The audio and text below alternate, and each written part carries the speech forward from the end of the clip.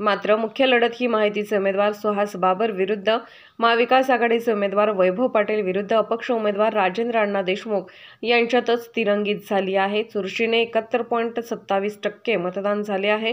गतवर्षीच्या तुलनेत 4% वाढलेला टक्का कोणाला तारक ठरणार याचीच उत्सुकता निर्माण झाली आहे। गतवेळच्या तुलनेत मतदानाच्या वाढलेल्या टक्केवारीमुळे उमेदवारांची मात्र चांगलीच धाकधूक वाढली आहे।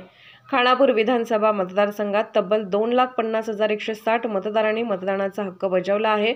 खानापूर तालुक्यात सुमारे 74% तर आटपाडी तालुक्यात 76% मतदान झाले आहे। विसापूर सर्कलमध्ये सुमारे 70% मतदान झाले। खानापूर तालुक्यात 2 उमेदवारांमध्ये चुरस असल्याने मतदानाचा टक्का वाढल्याचे दिसत आहे। गतवेळच्या तुलनेत मतदानाच्या वाढलेल्या टक्केवारीमुळे उमेदवारांची मात्र धाकधूक वाढली आहे।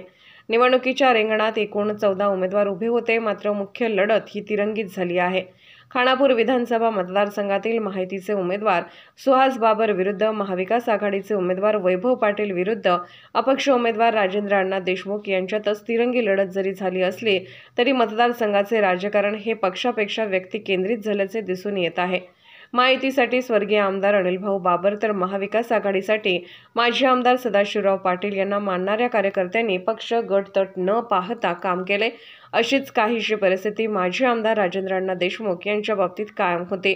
त्यामुळे खानापूर विधानसभा मतदारसंघाचे चित्र यावर्षी पुन्हा व एकदा गारडीचे बाबर, विट्याचे पाटील आणि आटपाडीचे देशमुख यांच्या भोवती फिरत राहिले। त्यात झऱ्याच्या पडळकर गटाने सांगावा धाडून रंगत आणली हे देखील यावेळच्या निवडणुकीच्या चुरशीचे कारण ठरले आहे। त्यामुळे चुरशीने झालेल्या या निवडणुकीच्या निकालाची उत्सुकता कार्यकर्त्यांसह जनतेला लागून राहिली आहे।